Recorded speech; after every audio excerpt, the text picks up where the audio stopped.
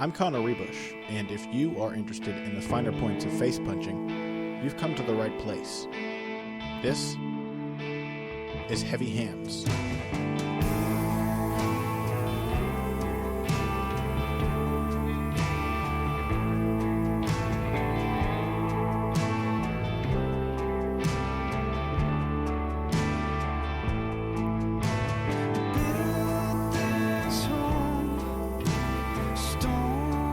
Hello and welcome to another episode of Heavy Hands, second episode this week. In fact, I am your host, Connor Rebush, joined once again by my intrepid co-host, Patrick Wyman. And today we are very honored to welcome to the UFC 197 Winner's Circle.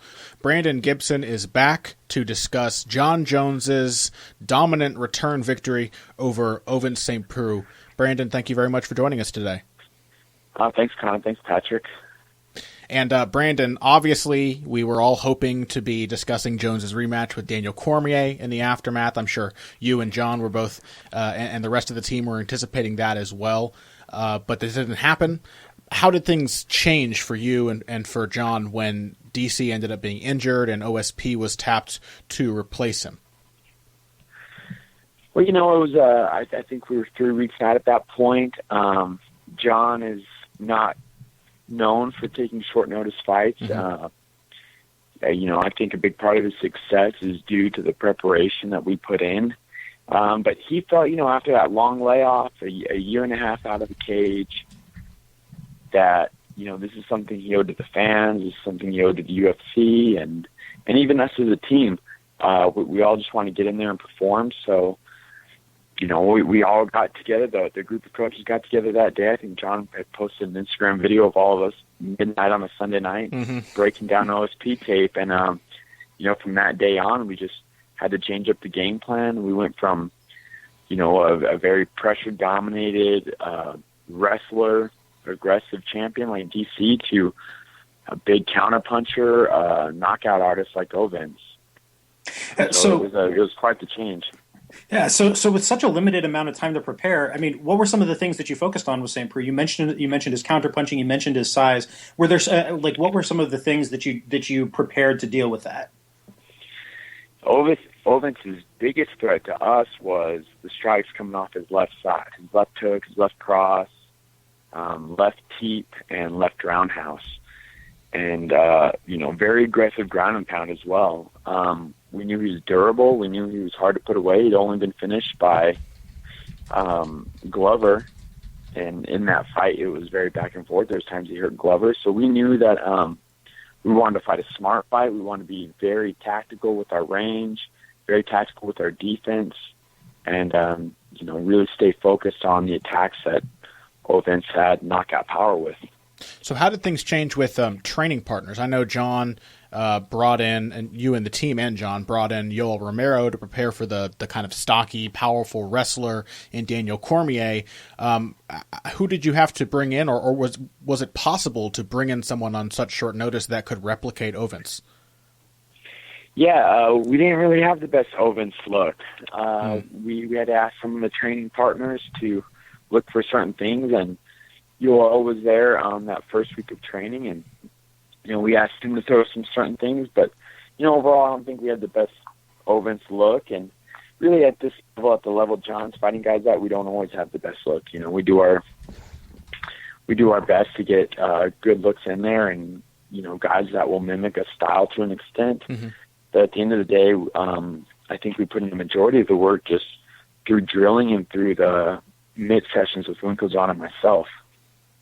So you mentioned the specific preparations that you made for St. Preux, specifically stuff about his left side. Was there anything that he did in the fight that surprised you? Because it seemed like he spent a lot more time in orthodox than we're used to seeing from him.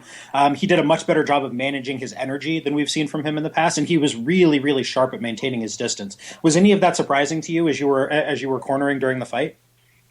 Yeah, absolutely. He did go orthodox more than we had kind of anticipated. But a lot of that, I think, was due to the damage that Jones did through the oblique kicks, through the roundhouse kicks that, I heard Ovince had broken his right arm in the fight. I think a lot of that led to Ovince switching stance and trying to be more aggressive with that lead hand. And we'd seen in tape that there's a lot of times Ovens would use his left teep from his southpaw stance, step through orthodox, and then look for his big left lead hook. Almost a little Tyson-esque. Mm-hmm. So was your reaction to the news that Ovens' arm had been broken during the fight similar to John's? Yeah, but we could tell that he wasn't throwing much off his right side as the fight went on. We could see him low. We could see him. I wasn't sure if it was his ribs or his arm that was hurt, but we knew that John's roundhouses were taking a toll, and we also see it, especially in the second round, on his right knee. Some of those oblique kicks were really taking the toll and limiting his footwork. Yeah, well, the other thing that stood out about Ovince St. Preux as an opponent, we've mentioned the power, we've mentioned the explosiveness, and those things being dangerous, but he also has a reach and a height that are very close to John's. And I don't think John has faced an opponent with any comparable size since Alexander Gustafsson, and I think he recalls that as his toughest fight, as do most who watched it. So what in your mind are the unique challenges for a long and tall fighter against the rare opponent who is as long and as tall as him?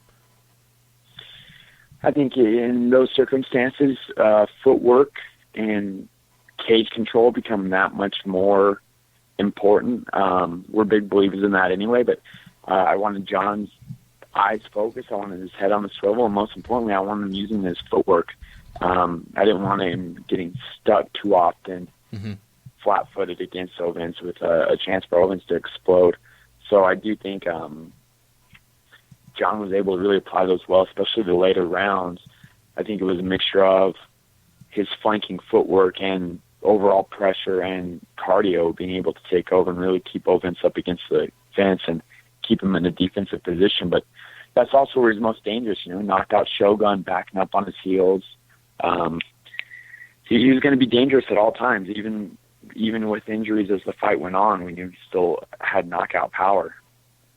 I mean, it seems like going into that fight and even afterwards that St. Preux was not getting enough credit for how dangerous he actually is. That because he's got a funky style, because his timing is kind of weird and herky-jerky and offbeat, that he is a tricky challenge to prepare for under any circumstances, but much less when you have 3 weeks for him.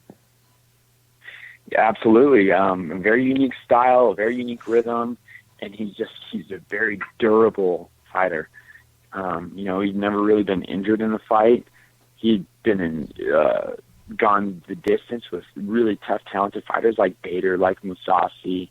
I don't think he had the accolades going in from the media, from the fans that I think as a coach that he deserved. It was a big challenge for us. It really was. That was a no-joke fight. I think people wanted the bigger name like a Rumble or Rashad.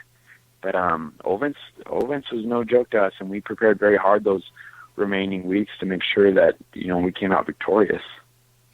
So with 25 minutes under your belts now of John, after 16 months off, after doing all of that powerlifting, how do you evaluate him? Like, what are your thoughts on his performance? What do you think he needs to work on? What are the things that you're kind of bearing in mind moving forward?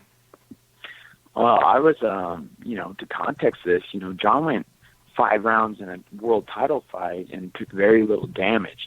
It may not have been the most spectacular performance that everybody wanted. I think a lot of people wanted John to finish.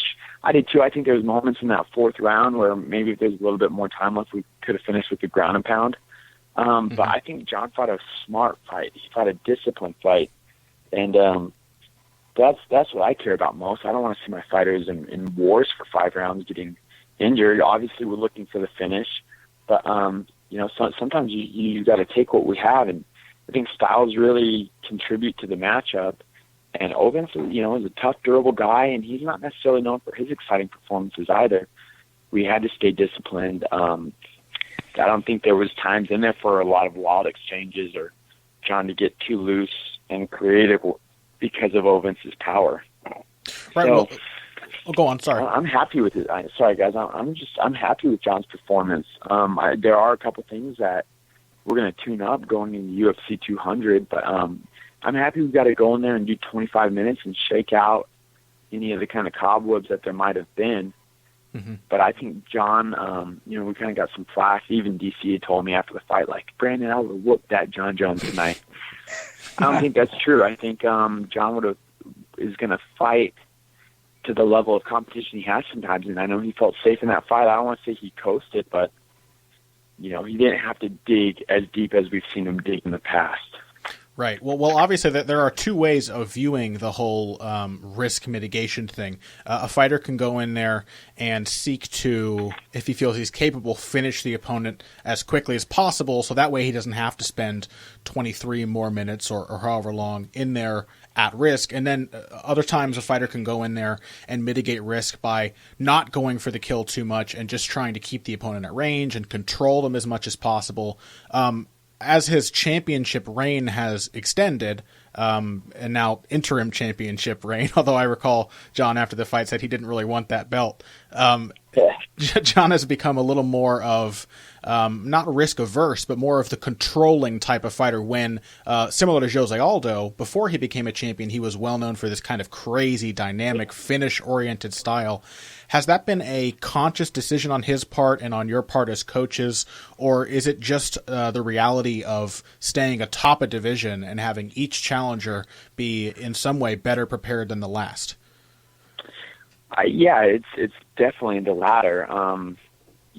As John was coming up the ranks and maybe fighting lower caliber fighters, I think it was easy for John to go out there and showcase and be super creative and take big risks. Whereas, as a champion, each one of these fights is very important for John, not just with his legacy or his health, well-being, but also even financial investments. I don't want to say he ever goes out there and plays safe, but you do need to think about that. Some of these fighters that we've seen lose their belts go from big money paydays to low level paydays, and that's true in boxing as well. But I don't want to say that those are thoughts that go through his mind in the fight. I think John was still, even in this Ovin St. Preux fight, willing to take risks. He threw that jumping, spinning, downwards heel kick. I thought his ground and pound in that fourth round was very aggressive. I felt him going for the finish. Some of his level change strikes in the fifth round were.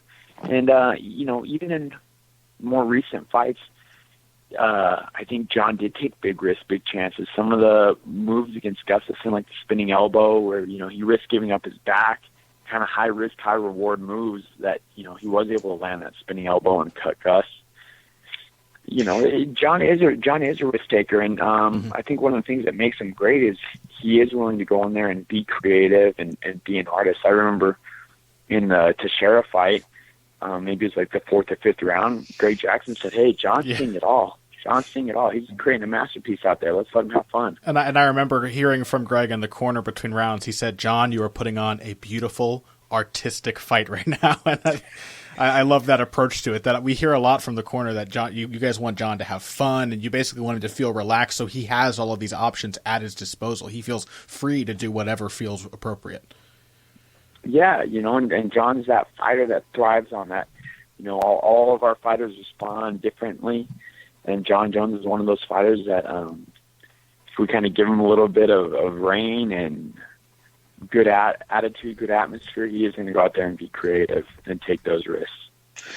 I think when we put a lot of pressure on him, or he puts a lot of pressure on himself, that's when we tend to have kind of a safer paced fight. Yeah, I mean, one of the things that stands out through this conversation is, like, when you're the champion, you take everybody's best shot. I mean, we were talking about Glover Teixeira. The version of Glover Teixeira, in as good a shape as he was, as sharp as he was, that was a much better version of Teixeira than showed up to fight Phil Davis 6 months later. Like guys get up to fight John Jones in a way that they don't necessarily get up to fight other opponents, and that was clear when he fought St. Preux too. That was the sharpest version of St. Preux that we've seen. That was the most measured and efficient version of St. Preux that we've seen. Yeah, this is their opportunity. I've been in the red corner for title fights. I've been in the blue corner for title fights, and nothing is as big as a title fight. And these guys, they come to bring it. And you're right. Every version of these guys that John's faced have been the best version of themselves. So, and it's going to be the same way with Cormier at UFC 200. Cormier's I know he's going to come out on fire. He has that championship mentality right now. He's beat Rumble, he's beat Gustafson, and he's wanted this rematch with John for quite some time. So I know we're going to see the best Daniel Cormier we've ever seen. Yeah, and now having that first fight to learn from as well. Although, granted, you and your team and John have that advantage as well. Mm-hmm. Mm-hmm.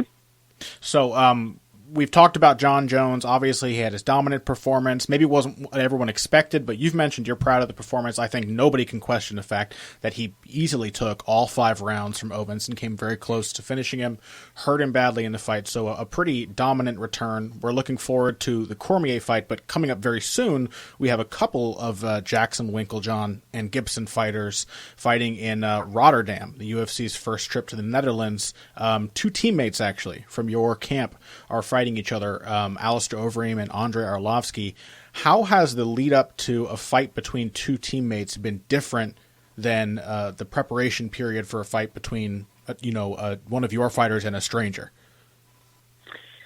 Yeah, it's been unique. And we faced former students and teammates before, as in John Jones and Rashad Evans. Right. And Greg has faced this problem before with Carlos against GSP, but that was a time where George wasn't down spending all 8 weeks of a camp with us. But this is the first time where it was 2 of our fighters that were in camp. They both trained in Albuquerque. They both utilized our dojo, and the coaching staff pretty much split up between the 2, all but myself. I'm the sole coach that chose to just sit out on this one and be neutral. I've put in a lot of work with both guys. I care about both of them greatly, and I just couldn't picture myself in the corner against either man. Yeah, so you've basically made yourself a neutral party in this. Which portion of the team has gone over to Overeem? Because I know I read recently that Mike Winkeljohn and Greg Jackson will be in the corner of Andre, who has been a Jackson Winkeljohn fighter for a little longer than Alistair. Yeah, Greg and Wink will be with Andre, as will Izzy Martinez. And with Alistair, we have Chad Smith, who's one of our other wrestling coaches, in his corner, along with Roberto Alencar. Mm-hmm. Everybody calls him Tusa. Our jiu-jitsu coach will be in Alistair's corner. And then Alistair, for his other cornerman, will utilize one of his striking coaches from the Netherlands, Azad. So now, having gone through an entire camp like this, what are your thoughts on it? I mean, do you think that this works? Is this something that you could conceivably do more of, or would you like to limit it as much as possible? No, I think we'd like to limit it. I think it was hard on, heavyweight training partners that we have. Guys like Cody East were torn between the 2. Even fighters like John Jones, who's like, I spar one guy more than I spar the other. It could lead to problems or resentment. And even scheduling, that the guys had to split up what times they were coming to the gym. And I think it took a lot on the coaches to try to plan out and coordinate all of it.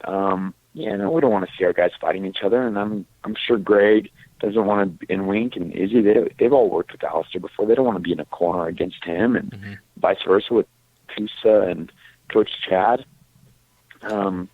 It's just a weird situation. We understand, though, when these guys are in the top 5, or, this could be a title shot for Alistair or Andre. If it's a number 1 contender, or if it's a title shot, it's going to happen, and we'll be in one side or the other. But if it's just some random matchup, I can't even think of 2 guys we have in the same weight class. Maybe there's a dozen examples of that. We'd just rather stay. If it doesn't make sense, let's not do it. Mm-hmm. Now, obviously, you kind of kept yourself as a neutral party to avoid picking sides, but you are in an interesting position now where you can kind of look evenly at both of these two. In the lead up to their fight. What do you see as kind of the key dynamics in the matchup between Alistair and Andre? Man, both of them obviously have had long, storied, legendary careers in mixed martial arts. They both obtained big knockout power. And they're both at the later part in their career, but I think both of them are on, a been riding a huge wave of resurgency. It's a very interesting matchup. I've watched the guys spar before. I know what both guys are capable of. I know the condition and shape that they're both in, and I try to stay out of the strategy side between our camp, picking sides. But I do think both of them have some defensive flaws too, and obviously they're going to be looking to expose that on each other. Very interesting. So just a final question on Jones-Cormier. Obviously, those two have been slated now for UFC 200. I know John was a little injured after the fight. When do you plan to resume your preparation for Cormier, and do you actually think that you might have an advantage now, having had half a camp for him to prepare before? Is it going to be like picking up where you left off before UFC 197? Exactly. We have a lot of notes that we've been working on for over a year, a lot of fight tape broken down.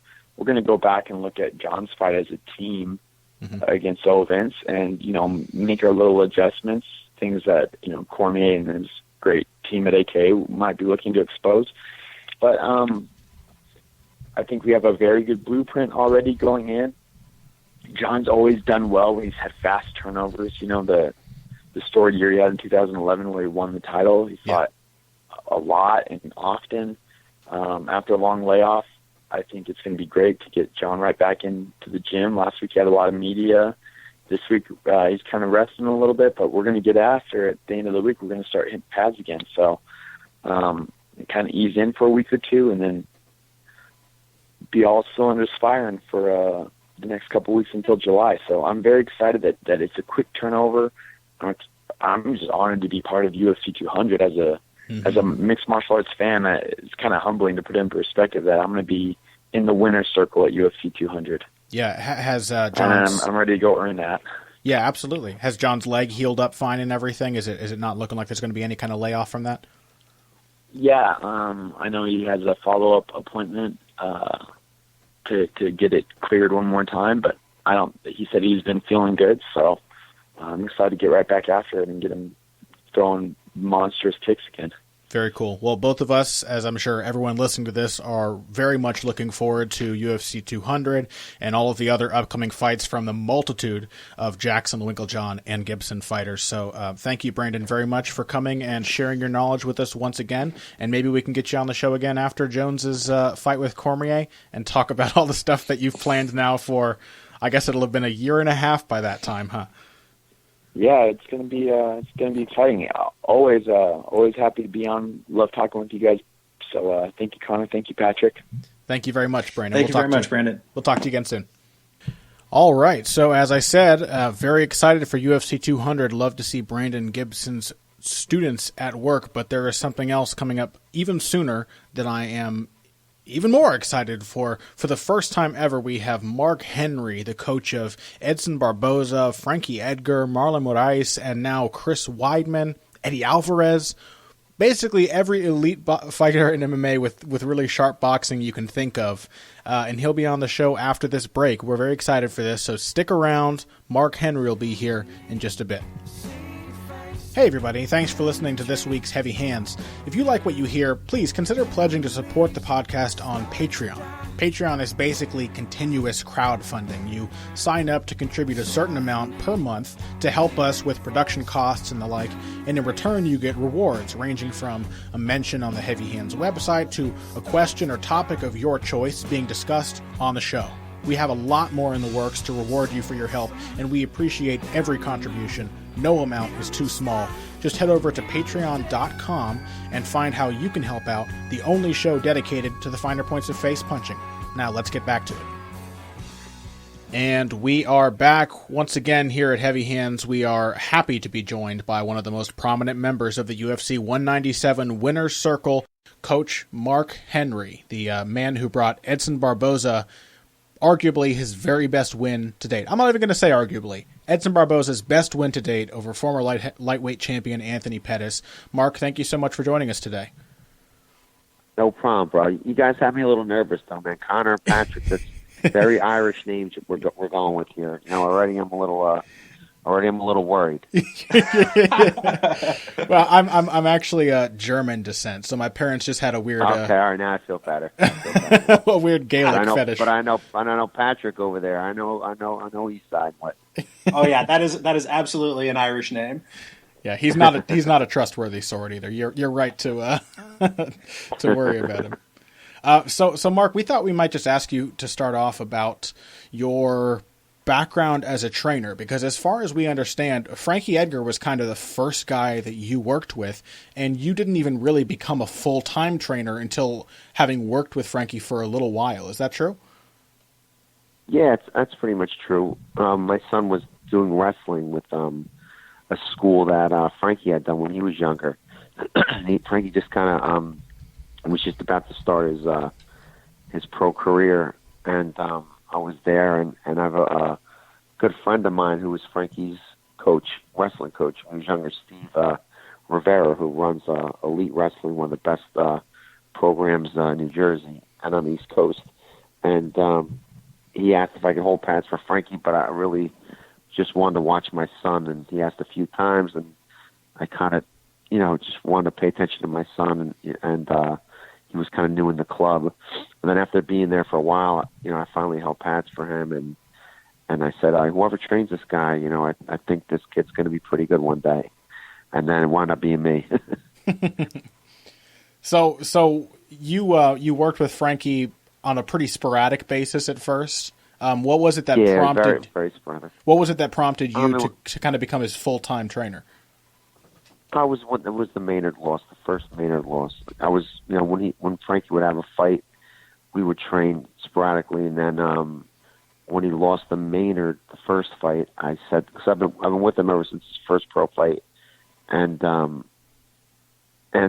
when he lost, I was upset. He was upset, and I said, do you think I could win I said, do you think I could win the states in wrestling if I go like once a week? And he said, no. I said, well, that's the problem. We need to, definitely get together more and get your stand up, not up to par, but pass, to be one of the best. And, we started getting together more, and then I started transitioning into the, in the in-betweens and the gray areas, to takedowns and the kicks. And, I can remember him being at wrestling, and I'd say, did you work wall work? And he'd say, Mark, think about it. Is there any walls in wrestling? Or I'd be like, did you work, combos, the shots? And he's like, wrestlers don't know anything about punches. So, then started learning all the other intricacies of MMA. So which I really enjoy. Yeah. So what was your background at first that caused Frankie to, or that made Frankie, that led that person to recommend Frankie to you? Did you have a boxing background before? Boxing. Yeah, strictly boxing. All right. So the one thing that we notice watching all of the fighters that you train is that you seem to be very focused on process, on doing things right over and over and over again. So that means throwing and landing a high volume of strikes. Your fighters tend to be really good at winning rounds. And so how do you train that into them? Like, what's your process of coaching this kind of high volume, high paced approach to it? Well, I kind of explain to my guys, it's like a dance, like even Paige Van Zandt, I guarantee, like in the beginning, when she started out her dance routines, she hadn't danced in a long time, but she was tired. Or say me, you, and Patrick did a dance, a 15-minute dance sequence. It's pretty high pace, and I bet the first time we would try it together, we'd be exhausted. But if we did it, on a regular basis, it would get easier. So, I think that's the problem with some guys. They'll hit pads, they'll do whatever, and kind of stay in place, and they're not really dancing the dance that they need to in a fight. Like I'll see a lot of guys, I call it walk spar, where they're not really, they kind of stand in front of the guy and not move too much, and and they think, well, when the fight comes, I'll be able to do it, and you can't. So I always kind of put in my guys' heads, and that we need to dance the dance will be on fight night. So we try to pretty much, with my guys, I try to, pretty much copy that of what I believe, is going to happen, or where I believe we want to bring the pace, and, things of that nature. Well, that's really interesting that you mentioned that, because another thing that sticks out about all of your guys is how good their ring craft is and how aware they are of where they are in the cage at any given time. Like, we rarely see your guys getting backed up. We always see them moving nicely through the space of the cage. Is that another thing that plays off that same thing? Dancing the dance you practice. Yeah, well, it's a crazy thing too. Like, if you guys have, tell me the last time you saw Frankie's back against the cage. That happens in every single fight with every fighter, and Frankie's always the smaller fighter. Even at 45, he's a smaller fighter. When do you guys remember the last time you saw, Frankie's back up against the cage? It's never, I don't even know if it's ever been, so maybe the first Maynard fight, that was it. And, so we have like a lot of little rules that we have. And like I said, we try to keep the pace very high and have a punch count and sparring and whatnot. And, we just try to meet a lot of standards of what we've kind of created on our own together, Yeah, you mentioned a punch count, and we've heard that before a few other places, that you kind of set a quota for your fighters to hit with the number of strikes that they're throwing per round in every sparring session. That's kind of part of that process oriented thing that we were getting at. Do you think, is that kind of looking at fighting less as a fight and more as an athletic competition? Because it does seem like a lot of fighters come in and they go in there, they rely on their toughness and all of that. They may do stuff like you said, walk sparring or whatever, and just kind of going in there believing they'll be able to do it. Whereas you seem to have a real emphasis on preparing athletes for competition. Yeah, I think there's just so many things into it. Like, I can remember a big thing I used to do with my amateurs a lot. I'd have them spar, and I would have a criteria where the round would keep going until they met the criteria. Let's say 3 head shots, 3 go agains, like 3-punch combo, then speed up another 3-punch combo, or a kick to a punch, or 2 attempted shots, and they would have to meet that criteria, and the round wouldn't end until they did. So it made them mix things up a lot and be high volume, and it's one of the things that I try to do with some of the guys that were coming up, that they weren't giving as much output. So and the punch count would be just counting the punches and kicks in a sparring round. That is really fascinating. Make sure, especially with Frankie. Yeah. It's really fascinating because it's kind of the opposite of limited sparring or technique-specific sparring. Like, I'm sure you've probably done this as well, and Pat and I know both have, where you do a round where you're working on just jabs or just left hands or just body shots, and you kind of, instead of doing that to just shore up specific techniques, it sounds like you put a big emphasis on impressing variety all the time on your fighters, that they always have to have this idea of variety, even to the point of not letting the round be over until they've thrown the correct variety, the correct diversity of shots. Yeah, correct. And it's also the major things, the defensive part. Like, say, guys throwing a jab. Say I don't call a jab. So, Frankie's throwing a jab at me. When Frankie's beginning his jab, I'll throw a punch when he's starting his jab and make him be able to defend. When he's in the middle of his jab, I'll throw a punch. When he's at the end of his jab, I'll throw a punch.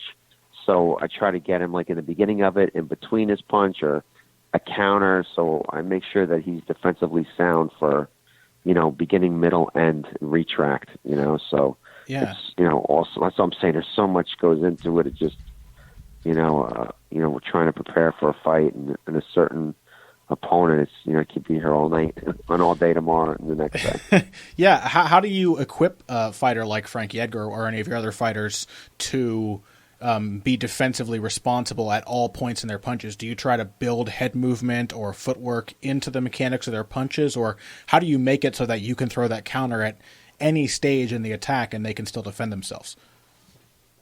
Yeah, well, we do a lot of this Connor guy with movement stuff. Like, we've been doing movement rounds for 11 years, to where we'll just do, rounds by themselves with just movements, certain, maybe 30 different feints, that we have, and slide movements and dip movements and in and out sways and, right to left sways and, faking one way with your feet, going the other, and then combining them, like right left sways, do a level change, do a in and out, and then you try to mix them to a foot feint, an eye feint, right hand feint, fake uppercut feint, fake jab, and try to combine the feet with the hands, with the kicks, with the shot, fake shot to punch. So, just try to really mix it up together. So that's a really interesting point you made right there, and it speaks to all of your guys having not just good footwork, but really precise, really technical footwork. Like, I think your fighters pivot better than anybody else in MMA. That you see those really small, precise technical movements. So that's just something that you guys drill over and over and over again with these kinds of movement rounds. Over and over again. Yeah, and even like a guy like Corey Anderson, I was really proud. I mean, the guy's a 205er. I think with Vellante, he threw almost 300 punches. I mean, that's a lot of punches to throw as a 205. Mm-hmm. 35ers don't throw 100 punches around, and Corey had almost up to 300 punches around and was doing, pretty good. But, and for a guy who's as much as a veteran as Vellante and Corey, being kind of new in the game, and, did a good job up until, we talked about not letting him hit him with an overhand, which was number one on our list, and it kind of happened. Well, we were talking about Corey just before, Pat and I. We were saying how pretty remarkable it is that he is very inexperienced, less experienced than almost any other fighter in the UFC right now, and yet he seems to have great fundamentals in place already. Like, he doesn't have all of the facets of a boxing game that your guys like Frankie and Edson have, but his footwork in particular is just leagues above what we usually expect from such novice fighters. Yeah, especially to being a 205. 205ers really don't move around as much to where, because Corey's more on the lighter side, and we're still working his power game, so, just trying to get him with his movement. And, it's such a tough, like I'm saying, most bigger guys, they don't train that way. So, you have to keep up with that pace as, you really want to win, mid-second to third and kind of take it away, in a race and kind of just take off, and that's what Corey's doing a great job on. And Corey is such a hard worker, too, that, I got to give the kid credit. So to come back to that Vellante fight really quickly, I mean, you mentioned the sheer volume of strikes that Corey was putting out there, and that's what we were getting at with process. That, if he hadn't gotten hit with that overhand, he would have handily won a decision in that fight. And that's what it seems like we see from your fighters so often, is just they're doing things right over and over and over again. You can't account for every variable, but in the vast majority of rounds they fight, they're going to win those rounds based on those principles.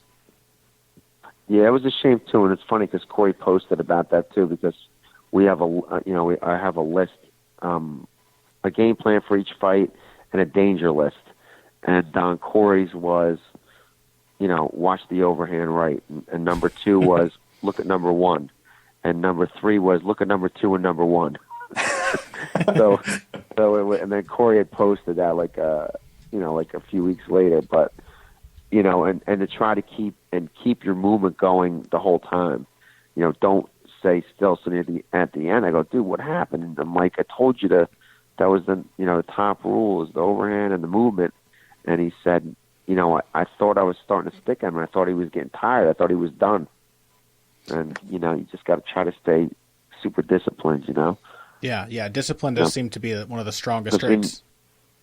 Yeah, because Vellante has such a lot of power. You don't want to start standing in front of him and getting comfortable, which we didn't want to do. So you've touched on fight preparation a bit. We know just from talking to you for the last 12 minutes or so now, but also from the way that we've seen your fighters be prepared in the past, that you have a very analytical mind, and you seem to come in with a very specific ideas of what to avoid and what to attack and how to approach each opponent as a unique challenge. What is your method of fight preparation like? It's finding what they do best and not defending it, but being offensive with it, because they're going to do it. Sure, so yeah. You want Taking it to away. take what they do really well and find maybe 5 different ways. Because every good fighter, especially when you get up, to the top 10, top 5, everybody's going to make adjustments. So you can't keep doing the same move over and over. So it's finding maybe 3 to 5 ways to one of their best moves to to expose them when they do that move and to make it work on your behalf instead of theirs. So, that's one of the things I really like to do is turn, someone's strong point and turn it into a negative, So, Yeah. We try to do things like that. So let's talk about a recent fight then, one that impressed both Pat and I a great deal, and I'm sure basically everybody else watching, Edson's win over Anthony Pettis. Can you give us an example of, say you're studying footage of Anthony Pettis, you're watching tape, you're trying to find the right openings. What's an example of something that you tried to take away from him, an opening you saw, or a strength of his that you tried to come up with a variety of ways to answer?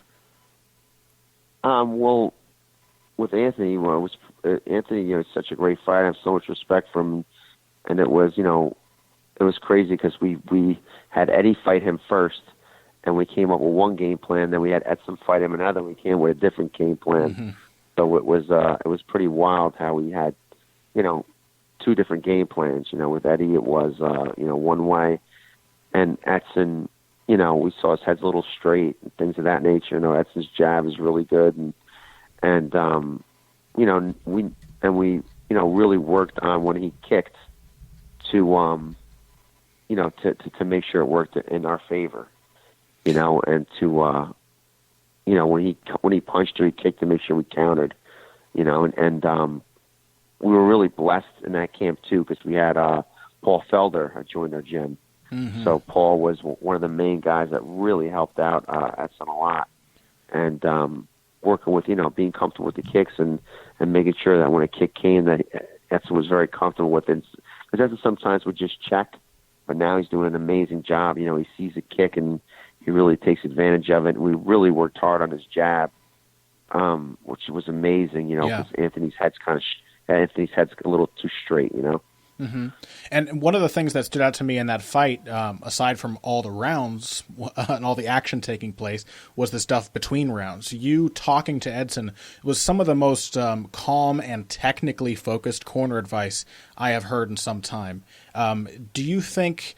I mean, have you ever encountered a fighter who it's difficult to get that in depth into their technique with, or do you find that it's better to really be specific and give very focused instructions on exactly what techniques you want your fighter to use? Yeah, well, that's pretty much the way that I teach is that way. It's very technical, very precise, and that's why I don't like having many guys because with each guys, like Ricardo and I and Anderson Franco, we really like to, like for myself, I really like to be there for almost all the sparring. So I'm calling out, I'm nonstop in the sparrings. Like, when they're sparring, I'm taping it and I just don't shut up. I'll be like, keep your opposite hand up, your feint, make it sharper, now feint the other hand and use your eye feint, and it's nonstop. And, we have, and really try to change up different combinations, and even so much as maybe if you did a combination where your head was going to the left, change it up to maybe your head's going to the right, and just putting your head in a different spot with a different punch or or feint or whatnot. So there's just so much kind of into it, but all our fighters are kind of used to it, and I really don't like to make adjustments in the middle after the round. To me, it's just more important during the fight. Our guys listen very, very well. Mm-hmm. And, the most important things we're yelling at is during the fight. So, I think that's where they're getting most of the information. The in between, is, I could say a little more, but, I think, during the fight, they get a ton of information nonstop. Yeah, so you're actually training your fighters to listen to you in the gym, and then that also plays out during the fight. Like that's really interesting. So one of the other things that stood out about Edson's fight with Anthony Pettis was the way that his game built from round to round there, sure did. Yeah, and that's another thing that stands out with Frankie too. That's something he shows you in the first round. You get 2 or 3 rounds down the line, he's showing you the same thing, but he's built additional layers on top of that. What, like a body jab in the first round opens up a combination later on. It opens up a shot later on. So again, how do you train that into your fighters over the course of a camp? A lot of things you set up setups, like you just said, maybe, you went, you always want to try, you went a direction one way. Now you take that same move and use it in something else, and, we'll do a lot of setups too, to where we'll use the one before. Most of your best knockouts don't, I always tell my guys, don't look at the knockout, look at the move prior to the knockout. Because it was something that probably came in half the time, or something that he set up for. He was prepared for something else came. So, we're really big on setting up beforehand. What we really want to do for the secondary. Yeah, Edson is just, and Edson. The big thing with Edson Edson's biggest problem was he was living in Florida, and he would only come down for like a 6-week camp, 5-week camp, and this camp, was the biggest problem with Edson. Edson spars unbelievably. And I always tell him, like, man, you just have to fight like you spar. You don't try to kill people in the fights and lose focus and have a full camp besides. So you're not, gassed out after you're trying to kill somebody. And, Edson moved to New Jersey. Him and Marlon Moraes moved to New Jersey. And this last fight really showed, what a true Edson Barboza is really about. It's kind of still the beginning of it, but yeah, I think this last fight, that's what what you always see in sparring, what I've always envisioned for him. And we worked so hard on his defense, and we kept talking about how once your defense gets as good as your offense, you're going to do extremely well. And he's worked really hard on his defense, and was the product, was there for Anthony, like you said. I think it was the best fight that he's had in the UFC. Yeah, I think we both agree. And so you have a number of other big fights coming up. That was probably the biggest fight to date for Edson, and he performed beautifully. But you've also got several championship fights coming up. You're working with Frankie Edgar, you're working with Eddie Alvarez, and you're now working with Chris Weidman. We were just wondering if, maybe starting with Frankie, who is fighting Jose Aldo in a rematch at UFC 200, if you could tell us what are the most dramatic changes in his game since the first fight, and give us an idea of how you see it playing out. Oh man, he's just a different fighter now, and just everything. That's why I have so much confidence in Frankie right now, because his just all around game got better. His shots are better. His shots are harder. They come in more aggressive. His punches have been more aggressive. Just everything's more aggressive, more confident, faster, and and he's just so smart too. And man, he's just gotten so much better in the last 2 years. Like the last 5 fights he's had stoppages in 3 different ways. That makes you so confident as a coach. He stopped BJ with ground and pound. He stopped Cub with jiu-jitsu. And he stopped Mendez, with stand-up. So as a coach, that makes you so confident that he could beat you, in different ways is excellent. One of the things that's stood out to us the most, I think, is that, Frankie's always moved a lot and he's always had great movement, but he seems a little more comfortable in the pocket. He seems a little more confident in knowing when he has his position, when he has an advantage. Is that something that you think comes with experience? Has maybe perhaps Frankie gotten a bit older and doesn't feel like moving around quite so much? The fight that comes to mind is the Cub Swanson fight, where it seemed like Frankie was just really efficient with his movement, not moving too much, not moving too little. He always seemed to be where he wanted to be relative to Swanson.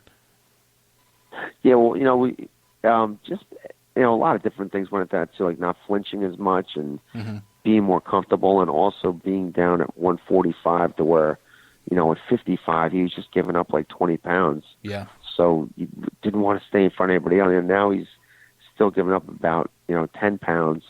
He's really 35, or so we can stay a little bit, but still not too much. I think when he finally gets down to 35, maybe he could stay a little more. But we're also trying to work on a lot more power. And, he's just, like you say, he's just focused, and he's just seeing things clear, and he's able to, see the counters really quick, and his reaction time has been phenomenal. So, and it's just also practicing that inside game. Like I said, 55, we always try to keep movement because these guys are bigger, but at 45 now, it's not as dangerous. We're able to play, the game a little closer. So, as Connor mentioned earlier, you're working with Chris Weidman before his fight with Luke Rockhold, his rematch with Luke Rockhold in about a month and a half. Yeah. How did that come about that you started working with Weidman? Well, we're from the same team Henzo Gracie. So we're with those guys all. We see them all the time at every fight. We're very friendly. Chris, throughout the years, if we'd be at a fight together, I'd hold pads for him. So, I think we hooked up in Chicago for Edson. Edson was fighting. Who did Edson fight in Chicago and beat? Paul Felder? Yep, there you go. It was, he beat Paul there, and we held pads there. And, and that was like the second or third time I've helped pads. And then, I'm really cool with Ray Longo and Matt. And, it's kind of like a family affair, we just really get along good together. And then, and I just, wound up, being part of the team. And these guys are just phenomenal, man. Bringing, just let me really feel, really feel like a part of the team, man. It feels awesome. I couldn't be with a better group. So can you give us an idea, like you just did for Frankie? Obviously, Chris had the first loss of his professional career against Luke Rockhold, a fight in which both men had their moments, but ultimately he ended up being finished in that fight. What do you think are the reasons for his struggles against Luke Rockhold, if there are any easily identifiable reasons, and what steps are you taking to correct those and make sure he's as best prepared as possible for the rematch? I think number one, he was injured before the fight last camp, and I think his camps are a little too short to where, now it's almost twice the length as the last camp. So, he's in really great shape, and it's also too, man. It takes a little while to get used to southpaws, also, and certain styles, and he's doing really well.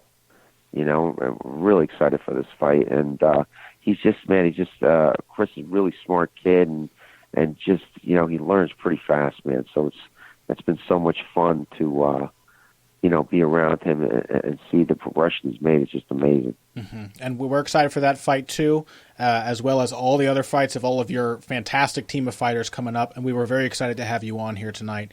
And you certainly delivered, sir. Thank you very much for joining us.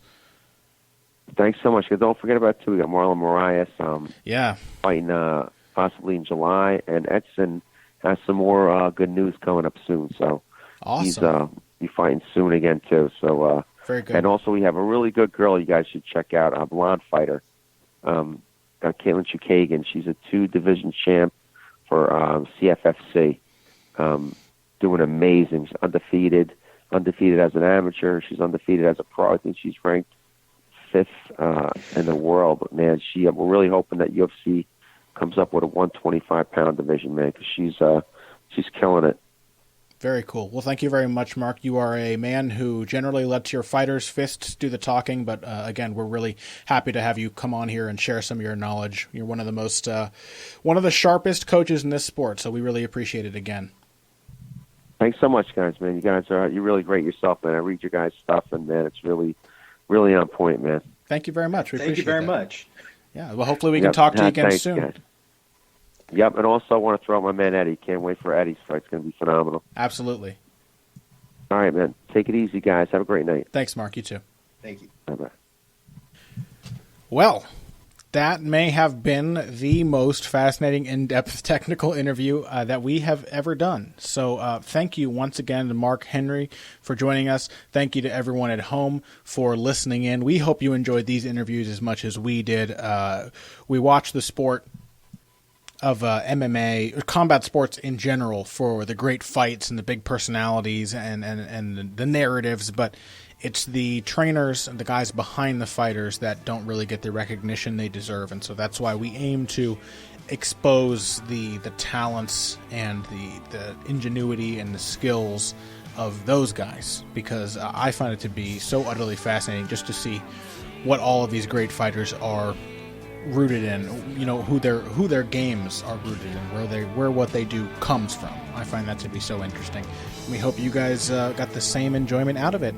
Anyway, that's been another episode. Thank you once again for joining us. If you guys came here today for the finer points of face punching, you definitely came to the right place today. This has been Heavy Hands.